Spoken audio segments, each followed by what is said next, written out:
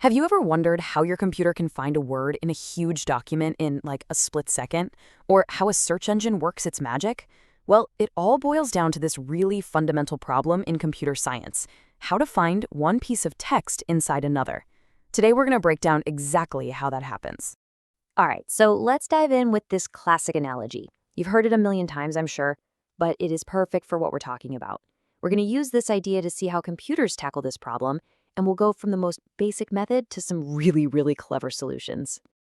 Okay, so let's get specific. The actual problem is this. You have a big string of text, which we'll call the haystack, and the smaller string you're looking for, the needle. Now, your goal isn't just to give a thumbs up or thumbs down. Nope, you have to report back the exact starting position, the index, where that needle begins. And if you search the whole haystack and come up empty, you just return -1. So first up, let's look at the most straightforward way to do this. This is the one you or I would probably sketch out on a napkin if we had to solve it from scratch. It's called the brute force method. And yeah, the name pretty much says it all. This approach is literally the digital version of walking up to a haystack, picking up the very first piece and asking, "Are you a needle? No? Okay, toss it and pick up the next one." You just check every single possibility one after the other. Let's see how it works. Say our haystack is sad but sad, and our needle is sad. The algorithm starts right at the beginning, at position 0. It compares the first 3 letters of the haystack to the needle, and bam, it's a perfect match. Job done. The algorithm returns the starting index, which is 0. Easy peasy. Okay, but what if it's not that simple? Let's take a new example. The haystack is LeetCode, and the needle is Leto. Well, it starts off great. The first 3 letters, L, E, E, match up perfectly. But then it gets to the 4th letter, and nope. T in the haystack doesn't match 2 in the needle, so that's a failed attempt. So, what does our brute force algorithm do? Does it get discouraged? Nah. It just kind of shrugs, gives up on that starting spot, and slides everything over by just 1 character. Now it starts the comparison from the second letter of the haystack, E. And as you can see, that doesn't match either. So guess what? It's going to slide over again. And that's pretty much the whole dance. Slide, check, no match. Slide, check, still no match. Slide, check. It does this over and over and over until it either finds a match or it runs out of haystack to check. And this brings us to the good news and the bad news. The good news? This method uses almost no extra computer memory. It's super efficient in that sense. The bad news? Well, look at that time complexity. In a worst-case scenario, this thing can be incredibly slow. Imagine searching a whole book for a long sentence this way. It would take forever. And that inefficiency is exactly why we need something smarter. So, that leads us to our next level up. There's gotta be a better way than checking every single character every single time, right? Of course there is. Enter the Rabin-Karp algorithm. This is the key question Rabin-Karp tries to answer. That character-by-character comparison is the real bottleneck. What if we could just glance at 2 chunks of text and know if they were different in a single super fast step? The secret sauce here is a concept called hashing. You can think of it like creating a unique fingerprint for a piece of text. The algorithm takes a string of characters and crunches it down into a single number, its hash. And here's the magic trick.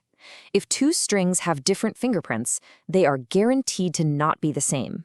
This lets us rule out mismatches at lightning speed. So here's the game plan. First, you calculate the hash, or fingerprint, of the needle you're looking for. Then you look at the first chunk of the haystack and get its fingerprint. Now, instead of comparing all the letters, you just compare those 2 numbers. If they're different, you just slide your window over 1 spot. And the really clever part is you don't have to start from scratch. You can update the hash really efficiently as you slide. It's only if the fingerprints match that you do a final, quick character check, just to be 100% sure. And the payoff for all this cleverness? Oh, it's huge. The performance gets a massive boost. We go from something that could be painfully slow to something much faster, and we do it while still barely using any extra memory. Now that is a much smarter approach. But hold on, we can get even smarter. It's time for the final level up, the Knuth-Morris-Pratt algorithm, or just KMP for short. And its whole trick is that it actually learns from its own mistakes. You see, KMP focuses on that exact moment when a mismatch happens. Brute force just dumbly slides over by 1. Rabin-Karp slides over by 1. KMP looks at this and says, wait a second, that's wasteful. It asks, hey, that partial match just gave us valuable information. Can't we use that to make an intelligent jump forward, skipping a bunch of spots we know are pointless to check? Okay, so check this out. We're matching along, A, B, A, B, A, B, everything looks perfect. But then, bam, a mismatch. The next character in the haystack is an A, but our needle needs a C. Now, brute force would just throw away all that progress, shift over one tiny spot, and start all over again. What a waste of information. And this right here is the aha moment for KMP.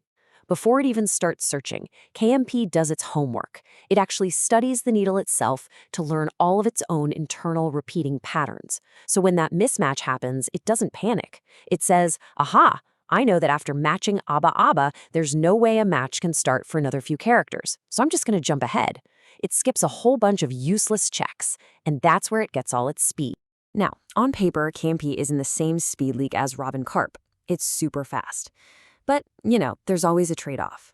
To make those intelligent jumps, KMP has to create a little cheat sheet for itself based on the needle. And that cheat sheet takes up a bit of extra memory. So you're basically trading a little bit of space for a whole lot of brain power. All right, so we've got the simple brute force, the clever hashing of Robin Carp, and the big brain jumps of KMP. 3 different tools for the same job.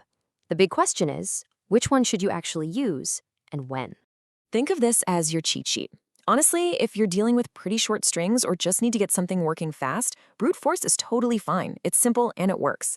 If you need speed, but you're also worried about memory, Robin Carp and its hashing trick is a fantastic choice. But if you want the gold standard, guaranteed fast performance no matter what you throw at it, then KMP and its intelligent jumps are the top of the class. When you take a step back, this whole journey from brute force up to KMP tells a really cool story. It shows that in computing, getting more efficient isn't always about more power. It's about being smarter. It's about learning from the information you already have instead of just wastefully trying everything. So the next time you hit Control F to find a word, you can have that little moment of, hey, I know the clever logic that's happening under the hood. But I want to leave you with this final thought. This idea is so much bigger than just text. Think about it. Searching for a specific gene in a DNA sequence? That's string matching. Recognizing a face in a crowd of photos? That's pattern matching. So the real question is, where else are these incredible algorithms quietly running our